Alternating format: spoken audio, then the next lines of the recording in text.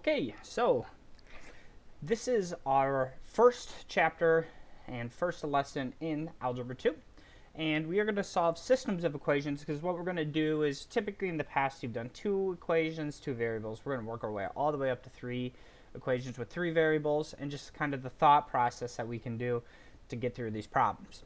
Okay, so we're going to start with some sections that are mostly reviewed, but they're going to help you get used to just the different types of things that we do, like distributing and combining like terms and isolating variables, substituting in variables and things like that. And this is, I don't think there's really much better of a topic to do that. So, okay, so the first one is just going to be graphing, and we're graphing linear equations, which linear has the root word line in it, L-I-N-E. Okay, and so what we're going to do is we're going to graph these things, and we're going to find where they cross, and then we'll talk about what a solution is. Okay, so learning target 1. So you do have one learning target, and it's that you can solve a system of linear equations by graphing. So we're going to graph and we're going to find solutions, and we'll talk a lot about what solutions are. Okay, so solve the system algebraically, okay, and then check your solution whether it is algebraically or not. Okay, so as I'm looking at this, I have two equations, and really what you do is when you have linear equations and when you're trying to graph, you want to identify what form it's in, because the different forms are going to help us identify which method to use or how to actually graph them. So as I look at this, whenever you have an equation in ax plus by is equal to c, okay, this is where a, b, and c are just some integers or numbers. This is what we're going to call or refer to as standard form.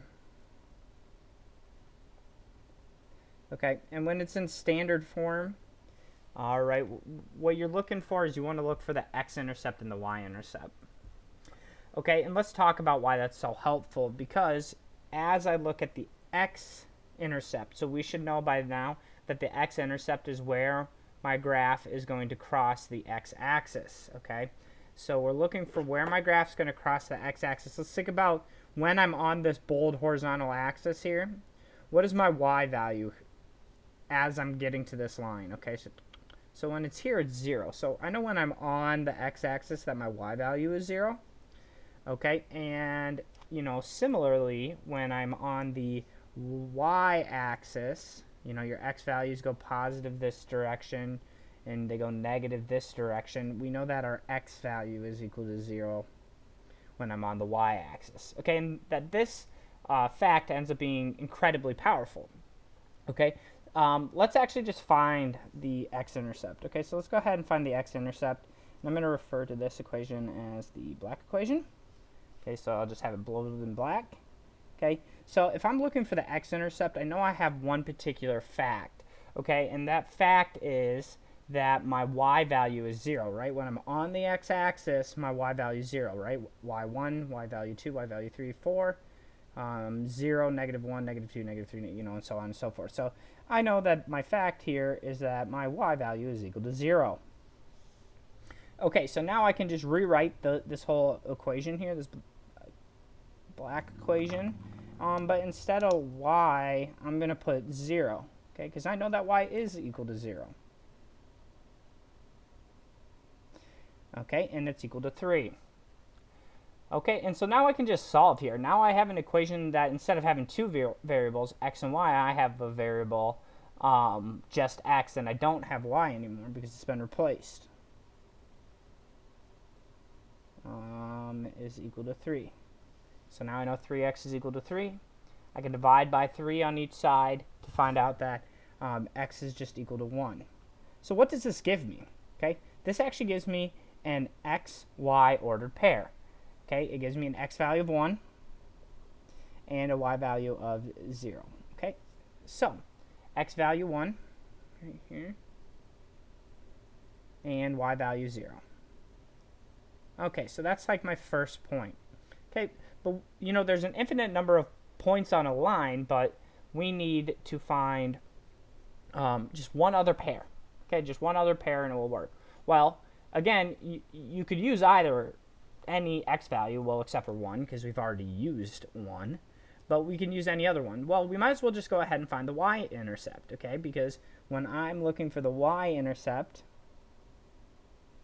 okay, what's the fact that we know about being on the y-intercept? Or being on the y-axis? Well, when I'm on the y-axis, my x value is 0, right?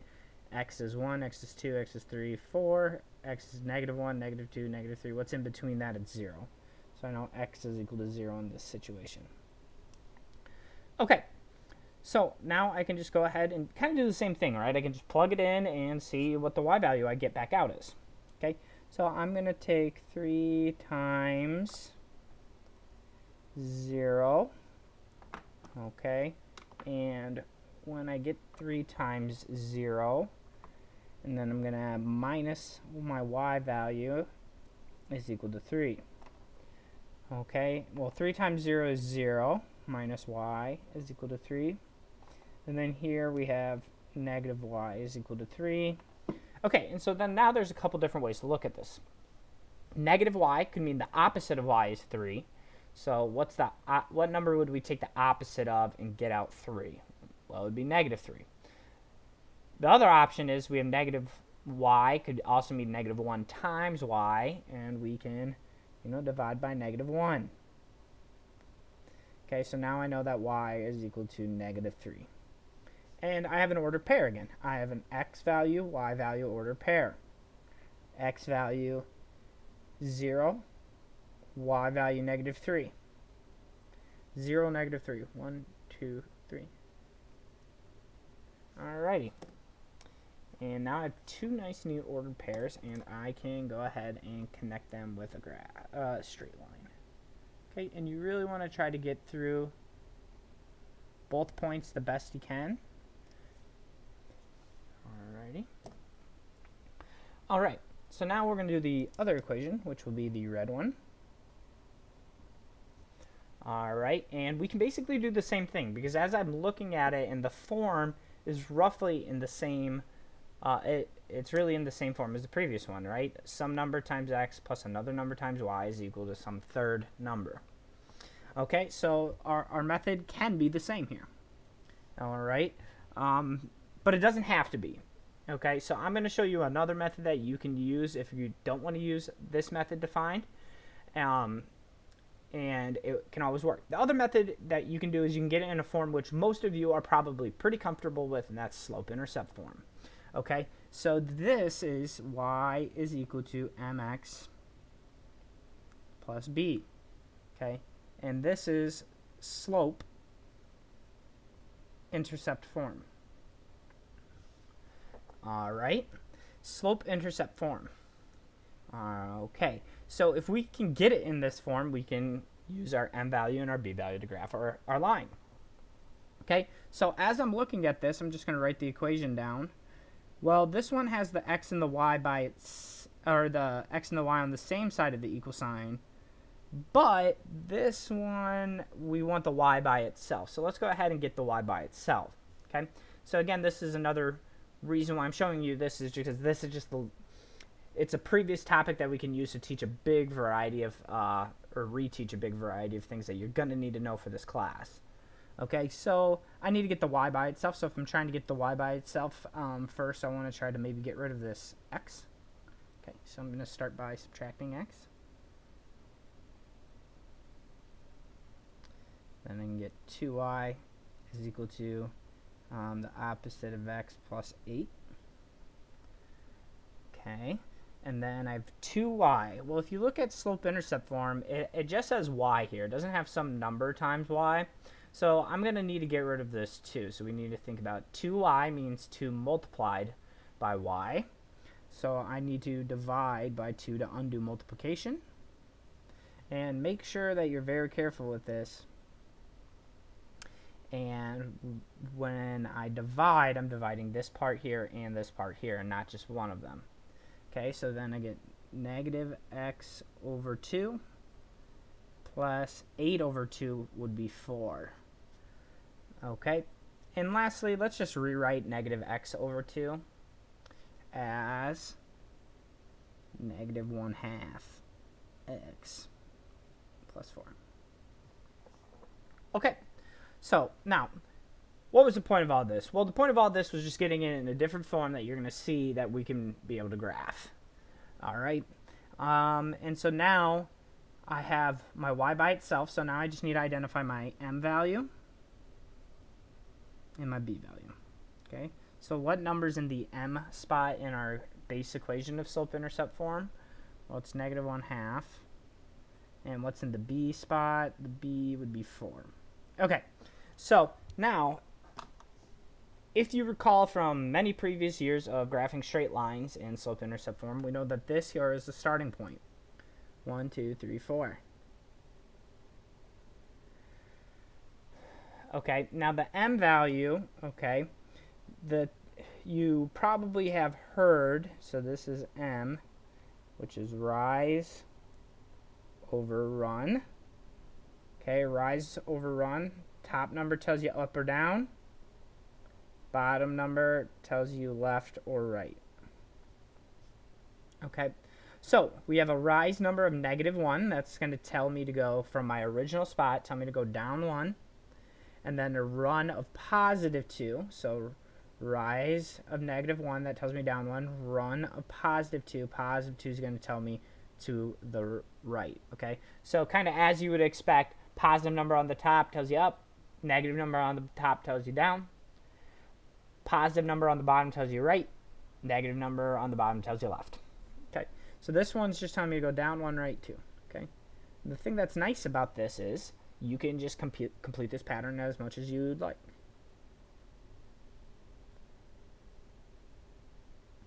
Okay, but we don't really need a whole lot much more than what we already got, because we're trying to find when these two equations are the same. That's what systems are. Systems of equations are taking two separate sets of equations, and we are going to find out when they're equal to each other. So just kind of based on observation here, we're just trying to find when the black line is equal to or the same as the red line. So most of you may have already guessed and taken a look at and said that, well, it's probably this point right here. Well, your intuition would be correct, that it's this ordered pair. That's our solution. Okay, and so we can go 1, 2. 2 is the x value. And 1, 2, 3 is the y value. Okay, and this is actually just our answer, but let's go ahead and find a way to verify. Okay, we're going to check our solution algebraically. Okay, so as I'm checking my solution algebraically, we can go ahead and plug it in.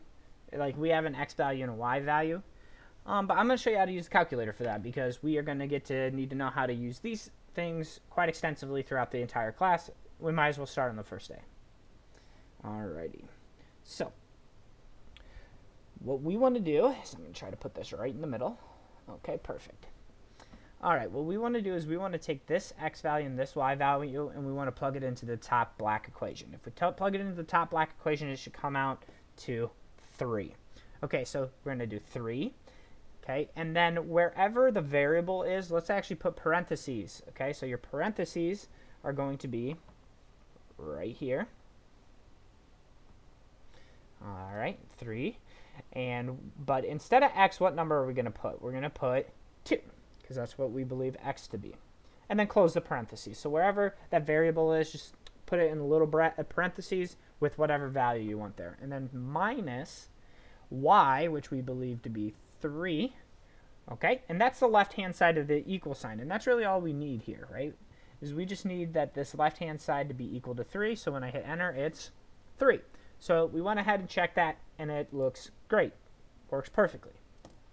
Okay, let's try the other one. Okay, so x, so we believe x is 2, and then we're going to add to it 2 times 3. Okay, and when I hit equals, I'm hoping that this is equal to 8, which it is. So this is truly when both lines are equal to each other, right? When I plug it in, they have the same value, right? They have the same x and y solution, right? So we're looking for the x and y solution that fits for the black line and for the red line. We found it algebraically by finding the position where they crossed, and then we went and verified that it was a solution, by plugging it into each equation and finding out that they both balance the equation out perfectly. Okay, so I'm taking, I want you to take a moment and pause the video right now, and I want you actually to move down to A, which is right below it, and go ahead and verify that that was not verify. I want you to go ahead and try that one on your own, and then verify your answer with the calculator. Alrighty, so at this point here, I am assuming that you all have already paused the video and have tried this one out, so let's go ahead and do this. Okay, so I'm going to start with this one here, and you're just checking your work at this point. I'm going to call the top equation the black equation. So I am going to just go ahead and, well, we can get the y by itself, correct? We could do that and then do slope-intercept form, or we can do it in standard form. I'm going to choose to do it in standard form. Okay, when I'm looking for the x-intercept, I know the one fact is that my y value is 0. Okay, and when my y value is 0, I can just go ahead and plug that in. But instead of y, we're going to put 0.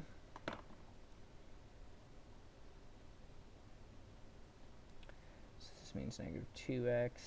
Well, this is 0, so I'm just not even going to write that. There's negative 20. Then divide by negative 2. That means that x is equal to, not negative 10, rather positive 10. So now I have an ordered pair. X is 10, y is 0. So that's way off here on the side. Okay, now I just have to find the y-intercept, which is x is 0 is my fact. So we're going to go negative 2 times 0. And then minus 4y is equal to negative 20. Well, again, this is just 0, so I'm not going to write it. 0 when you add or subtract really doesn't change anything. So we're going to get negative 4y is equal to negative 20. And we're going to divide by negative 4. Okay, y is equal to 5. And then again, I have an ordered pair, x value, y value. Okay.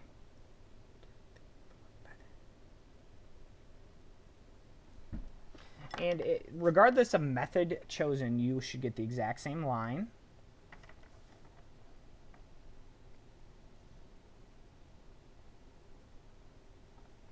Okay, a little wavy on the end, but that's all right. Okay, and so then now we can just go ahead and do the red line. Okay, so now we're going to do the red line here. And the thing that's nice about this one is this one's already in slope-intercept form.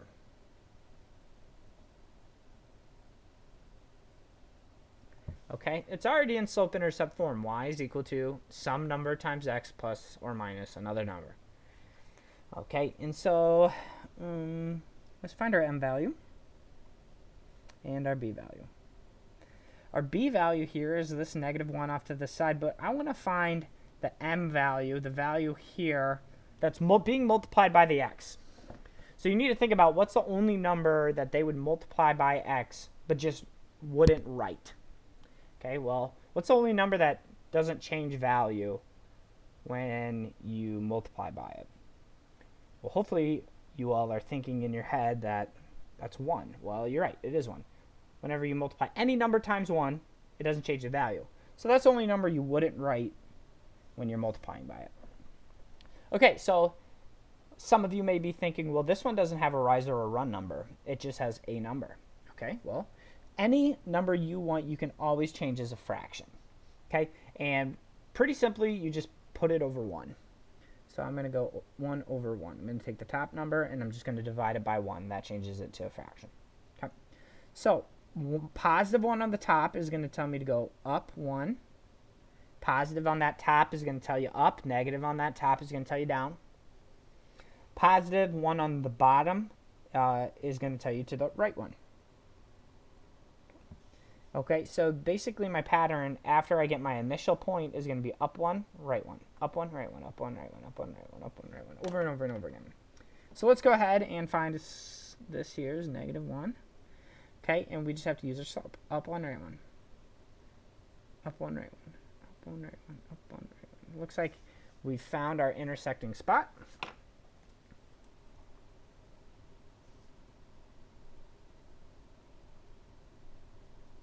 Alrighty. Oh man, I'm really botching the lines today.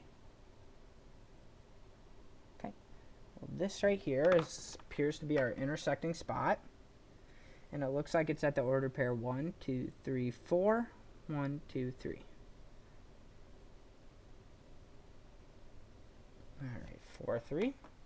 And let's go ahead and use our calculator to determine if we believe that to be true. Alright. So, as I'm using my calculator, there is one thing that you're going to need to know. There's the difference between, on these calculators, between the subtraction button and the negative number button. Okay, so off on the right, in blue, is your subtraction. Okay, so you're going to use subtraction where you're seeing like 4 minus 5, or the operation is like in between multiple numbers. Okay, if you just kind of have a standalone number, or a number that is just negative, like if here as you read this, you would say negative 2 minus 4y. Not negative 2, negative 4y. You would say negative 2 minus 4y. Anytime you're reading this out loud and you're hearing like negative number, okay, that's actually more than likely going to be this number, this here. This is the negative number button, and this is the subtraction button, okay? And you're going to have to know the difference between the two and use those. As time goes on, you'll get used to it. Okay, so let's check this. Okay, so this is negative 2, so I'm going to have to use the negative number button. Okay, on your calculator, it's visually, I know what difference it is because the negative number one is just smaller than the subtraction one. Okay, so negative 2, and then x, we got to put parentheses around. Okay, minus 4. Okay, and then minus, as you can see, like this is just a little bit different from it's a little bit longer, it's a little bit lower. But that is the subtraction one, minus 4 times y, which is 3. Okay, when I hit enter, I'm hoping to get negative 20, which I do.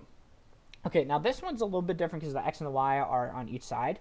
Well, I know my y should be 3, so I know that this is just 3 is equal to x minus 1, right? I just know that this side needs to be equal to 3 because that's what y is equal to.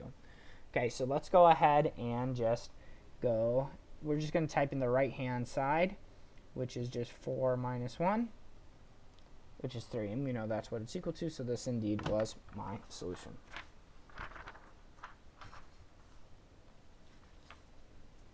Okay. So we are going to use the calculator, and they can graph for us. The one thing about, that's why they're called graphing calculators. But the one thing you need to know to be able to do this is you must have y isolated. To be able to use the calculator, you're going to have the y variable isolated. Okay, so you're going to have to be able to do those problems where you're working around and getting the y by itself. Okay, so let's take the first one. We'll call this one in black. Okay.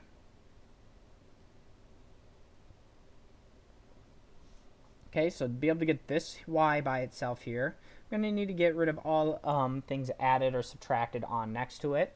So let's go ahead and subtract 3x. So now I have 3y is equal to negative 3x plus 9.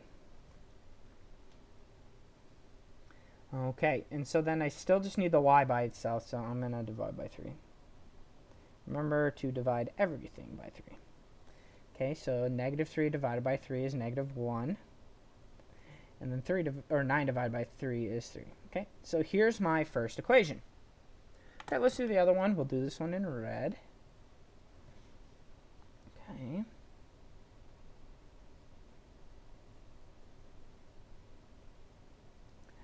Okay, and so again, I'm going to subtract 4x.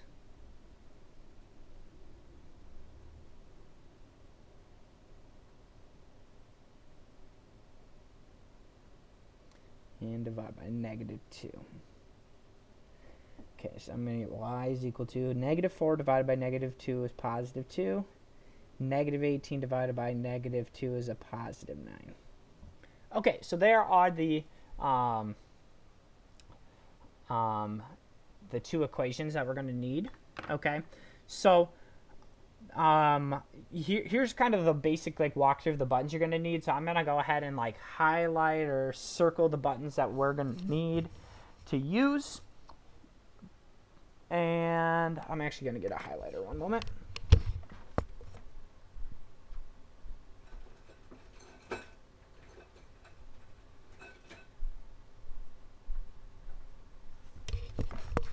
But obviously, you'll get most of what you need through the walkthrough. Okay, so you're going to need the y equals button, which is going to be this upper left-hand button. So I have a screenshot of a calculator. Okay, so you're going to need that. Okay, the graph button, which will be right here. The second button, which is right here. The trace button, which is right here, and you can kind of see that it's written on there, but it can be hard. And then also enter is what you're going to need. Okay, so those are kind of the buttons that we're going to be using the most. So let's go ahead and graph. Okay, so basically what you're going to want to do is we want to get in a mode where we can graph, okay? And that's going to start with the y equals, okay? So if you hit y equals, if there's stuff written in there, just go ahead and clear them out. And if there's something in multiple lines, go ahead to the next one and clear them out, okay? And so what we're going to do is we're going to type in our black equation here into y1, which is the first spot, okay? So negative 1x, okay? So we need the negative number button, 1x, okay? So it also might be important to highlight that the x is right here, diagonal from the blue. So let's go ahead and highlight that as well, okay? Because that's how you're going to get your variable, okay? So you're going to need that button as well quite a bit. Alrighty. Okay, and then we're going to add 3. Okay, and you can even see that it's written in our same form. Y is equal to negative 1x plus 3. And then the next one is going to be 2x plus 9. Okay. And then from this point, you can hit graph. Okay, now your window of what you're looking at may or may not be looking at where you want to look at, but for the sake of these problems, you can go ahead and hit zoom, and then you can scroll all the way down to number 6. It's Z standard, so it will zoom on your standard negative 10 to positive 10, negative 10 to positive 10, X and Y frame. Okay, and so we know we're looking at the intersection spots, so we know that it's probably right about here, and we can estimate it to be -2, and it looks like 1, 2, 3, 4, 5. -2, 5 looks like it might be my answer. But, you know, maybe it's not exactly on there. Maybe it's like at, you know, -1.8, positive 4.9. We don't know that for sure as of right now, so we need to have the calculator verify this for us. Okay, and so what we can do is we can use this calculate function, okay, to be able to find exactly what that intersection is, okay? So we're going to hit second, and then trace. So if you hit second, then trace, it will pull up the calculate tab that's just above my finger, and it will come up with this menu here, okay? There's a whole bunch of different things that this will find for you. I'll give you a quick walkthrough. So the first is the value. So you can pick an X value, and it will give you the Y value that goes with it. You can find a 0, which means find where it crosses the x-axis. The minimum and maximum, which are not applicable to this function, but it will be later. It will find a minimum value and a maximum value, but these are lines, so they don't have minimums and maximums. They go up for infinity or down for infinity. And then 5 is what we're looking for, and that's intersect. So you're going to find where two curves or lines intersect. So you can go ahead and just hit the 5 button, or you can scroll down to 5 and hit enter. Okay, so first curve, and you can see there's a little cursor here. Okay, you can just move it here. really what it's just asking is like, are you on the first line? So I am on the first line, so I'm going to just tab, you know, close to that thing, but, you know, it doesn't really matter. Am I on the first line? Yes. Okay, am I on the second line? Yes. Hit enter. So I've hit enter twice, and then it says guess with question marks, okay?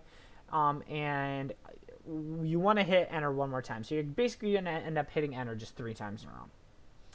And it does indeed validate to us that this does intersect at -2.5, which is our answer. Okay. And that is it. That's how you do it with the calculator. Okay. Now there will be problems that require you to do it by hand, so you still need to be able to do it by hand. But there will also be problems that, like, let's say word problems. I don't care how you're going to end up solving those. I'm going to show you how to solve them in a variety of manners, but those ones don't need to be solved in a particular way. So if you want to graph them with the calculator and have the calculator solve them, that's fine as well. Okay. All right. This probably should be letter B. So I would like you to move on to letter B on your own. So pause the video, see if you can figure out the parts using the calculator, and then check it with my work, which I'm going to do right now. So I'm assuming that you've already solved this on your own, and you are checking to see how you did. So let's go ahead and get this B value here.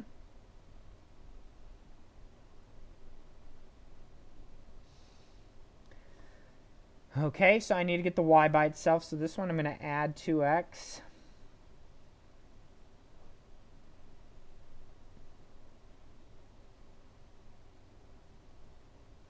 Then divide by 3. All right, so this might have been a sticking point for some of you all. Some of you may have went 2 divided by 3 in your calculator. Like that. And gotten like 0.66666, and maybe you tried to put a decimal. Well, this is a situation where we can't use a decimal. We're going to have to use a fraction. Luckily, the calculator will easily use fractions because right here, 2 divided by 3 is the fraction. So we're going to have 2/3 x minus, and then -12 divided by 3 is 4. Okay, so I will go ahead and bring up explicitly how to type this in the calculator. It's very, very easy. You're literally just going to type 2 divided by 3. Okay, so let's go ahead and do the in red. Okay, so 9x minus 6y is equal to -6. Subtract 9x.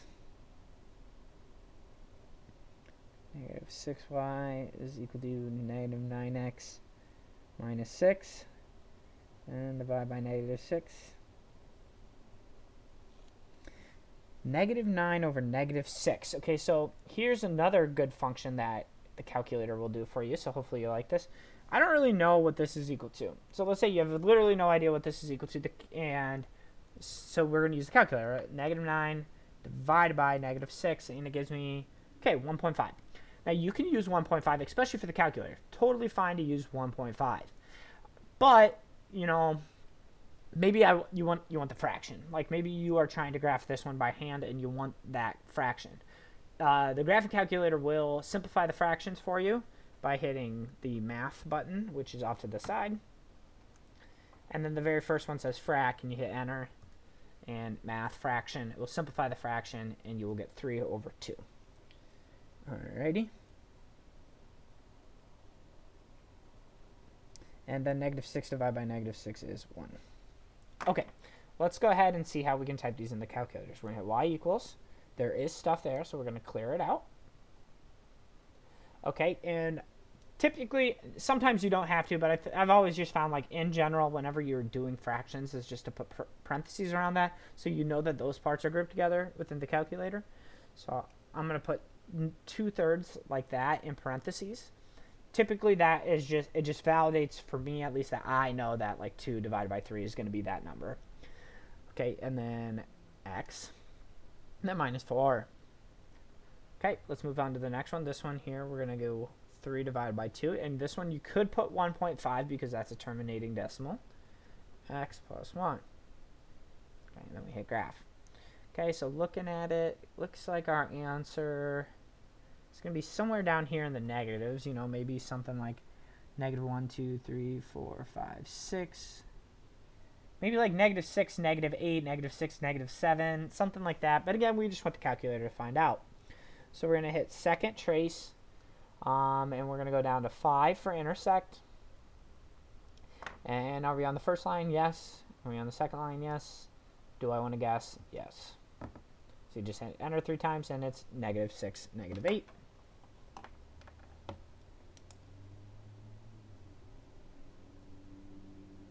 And that is the answer. Okay. Let's go ahead and do a quick word problem, and we can solve it. If we want to use this graph, like if you're a person who just likes to graph over the calculator, that's fine.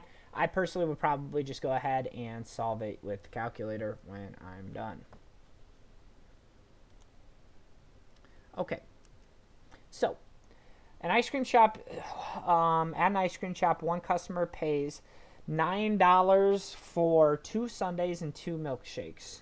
So I know that it's going to be, so this is like the first situation. I have $9 for 2 sundaes and 2 milkshakes. Okay, so $9 is going to get me 2 of these. But then a second customer comes in and they're going to pay $13. And this one you're going to get 2 sundaes and 4 milkshakes, okay? So how much does just a sundae and a milkshake cost? Often what really I have found helpful is you define your variables. Tell me what my variables are going to mean. So for example, let's just say, and you're going to get what they mean from the question being asked. The question is how much does a sundae and a milkshake cost? So we can say X is going to be price of a sundae. And okay, so then the next one is milkshake. So then we can say Y is price of a milkshake. Okay, so and then often what I think this does is it helps you figure out how to set up and write the equations, which often is going to be the hardest part for you all. So $9 for 2 sundaes and 2 milkshakes. So let's think about this first statement that $9 is going to get me 2 milkshakes and 2 sundaes. Okay, so I know I'm $9 and it's going to be equal to 2 sundaes. So how do I figure out how much money I spent on sundaes? So let's just think about hypothetically, if a sundae each costs $1, if I had 2 sundaes, it would cost me $2. But what if milkshakes were $2? How much would they cost me? Well, two $2 sundaes would cost me $4. You know, or if they were $5 a piece, 2 $5 sundaes would cost me $10. What are you doing? You're taking the number of milkshakes and you're multiplying it by the price that they are. Well, we can do that. We actually have all of that information here. The number of sundaes here, 2, times the price. Well, what's representing the price? Well, the price is X. We just don't know what the price is. Okay. And then here we have to add to it the price of the milkshakes because we're combining price and milkshake and sundae together. So we would need to combine those prices together, which would tell me to add. And again, how are we going to find how much money spent on milkshakes? You're going to take the number of milkshakes you spent and multiply it by the price. So we bought 2, but what's the price? The price, we don't know what that is. That's what we're looking for. That's why it's a variable. Okay, everybody pause the video, take a moment, see if you can write the second equation. Okay, so I'm assuming you've already wrote the second equation, and that is 13 is going to be equal to 2x plus 4y. 2 sundaes and 4 milkshakes. Okay, so Now, if you want to try, feel free to solve this by hand, okay? But I think if you solve this by hand, you're going to come across something that will be quite interesting. But you can use the calculator or the graph if you'd like. Okay, so I'm assuming at this point here that you have already solved this problem, okay, and that you're just here to check your work. Okay, I'm going to solve this using the calculator. Okay, so I want to get the y by itself. So here I'm going to start by writing the equation, I suppose.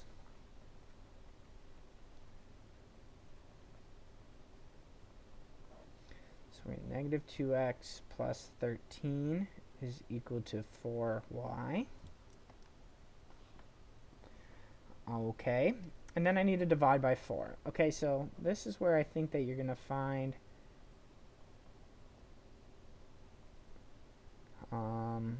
13 divided by 4 here, and I'll move this up a tick. 13 divided by 4. Okay, it's 3 1/4. Now, it is going to be pretty hard to accurately graph that as a y-intercept here and still get a good answer. So this is kind of actually why the graphing method often isn't the best method and actually often the worst method. It's because if you ever get an answer that is like not a nice, neat, clean answer, you're not going to have graphing is just not going to work unless you scale your axes in a certain way. But the graphic calculator will be able to mitigate that a little bit. But that's why we have other methods, such as substitution and elimination, that they will solve for you. Okay, and so then ultimately this ends up being y is equal to negative 1/2 x plus 3.25. All right, let's do the next one.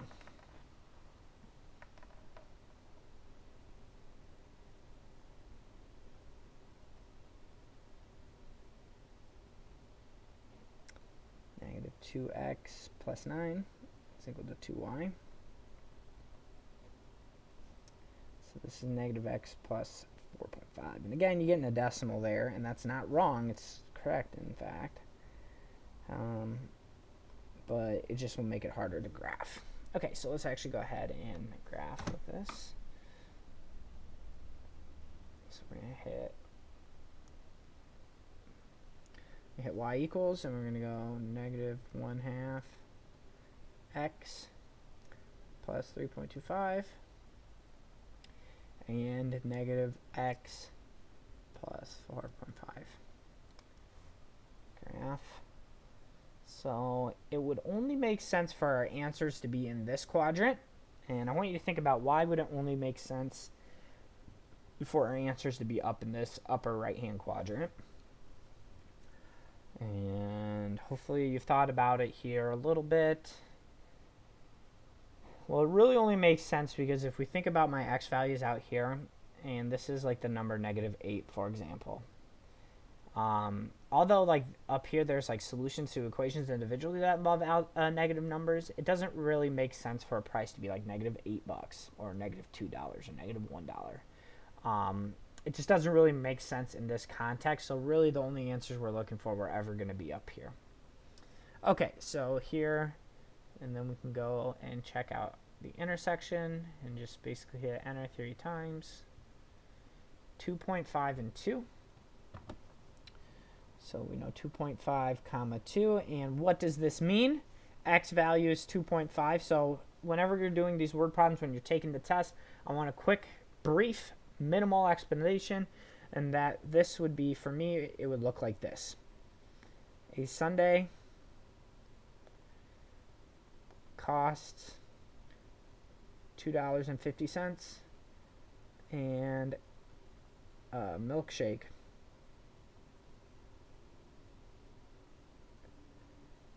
costs $2. Okay, just a quick one sentence liner that's just going to explain to me that you understand, one, what your variables mean, and two, even the unit it's in, right? Because we know that we're talking about money here, because maybe there's a problem here that's going to talk about how much, like how many Sundays, right? And that's completely different than the price. So those are things you need to think about. Okay, we are on the last page. I want you actually just to go ahead and pause the video and solve this problem independently, however you wish. Okay, so as I'm looking at this here, I know my family is planning a 7-day trip to Florida. Okay, you estimate that it will cost $300 per day when you're in Tampa and $500 per day when you're in Orlando. So you're going to spend, looks like in this trip you're spending time in 2 spots, Orlando and Tampa. Okay, and that your total budget is $2,500. How many days should you spend in each day? Well, or in each city. How many days should you spend in each city? Okay, so well, let's define our variables. And what's the two things that are changing and the things that you're trying to figure out? Well, we're trying to figure out how much time should I spend in each city. So that means I need to figure out how much time I'm going to spend in Orlando and how much time I'm going to spend in Tampa. That right there, those are our variables. Okay, so this is time in, let's say this is Tampa. That's fine. And it really doesn't matter. You could have these flipped around. So having my X variable be Orlando and my Y variable be Tampa would be the same as what I have here. Your ordered pair will just be flipped around, but your sentence should be able to explain out anything like that about how much time spent in each. Okay, so let's figure out the budget, right? Altogether, we know we're spending $2,500. And when I'm spending $2,500, but every time I'm in Tampa, I'm spending $300 per day. So let's think about the same thing. How much money am I spending when I'm in Tampa? Well, if I'm there 1 day, it's going to be $300. If I'm there 2 days, it's going to be $600. If I'm there 3 days, it's going to be $900. 4 days, it's going to be $1,200. So how am I figuring this out? I'm taking the price or the amount of money per day, and I'm multiplying by the time I'm there. So I'm taking the price per day times the time I'm there. So the price per day for Tampa is $300. Per day will be X, right? We don't know how much time I'm spending in Tampa, so we're going to use that as my variable. Same for Orlando. This one's the same concept. The only difference instead of $300 is $500. This will be 500 Y. Okay. Well, now there's just one equation, right? It doesn't seem like there's anything else going on here in regards to money, and you would be right in thinking that. But these equations don't have to involve money. They can involve other variables, such as we're taking a 7-day trip. So that means altogether, so this equation here is kind of representing money. And we can write an equation that's strictly just talking about time or the number of days. So the number of days. If I take all of my time in Tampa and I add to it all my time in Orlando. So if I take all of my time spent in each of those places, like how many days am I gone? Okay? Well, it's a 7-day trip, so it's 7. Okay, so all my days in Tampa plus all my days in Florida is how many days? 7. So these equations don't even necessarily have to be talking about like the same necessary unit, because the first one is talking about money, just money in general. And this other one is talking about the days, the amount of time I'm spending there. But either way, what this is going to do is going to help us answer our question, which is how many days am I spending in each city individually. Okay, so let's call this the red. Okay, so let's go ahead and get the y by itself. So here I have 2,500 is equal to 300x plus 500y. Okay, well, we got to get the x moved away from the y and get the y isolated here. Okay, so we get negative 300x plus 2,500 is equal to 500y, and we can divide by 500. Okay, so this one, negative 300 divided by 500. Whoops, got to quit out. So if you want to quit out, you can hit second, and then right above my finger is quit. So you're going to have to hit second mode. and that will quit out on anything you're in. So negative 300 divided by 500. Negative 0.6, which we can use because that's a terminating decimal. If that was not a terminating decimal, you would have to just have to write the fraction equivalency. Okay, and then we also need to figure out 2,500 divided by 500. Hopefully you all have that in your head, which it is 5. Okay.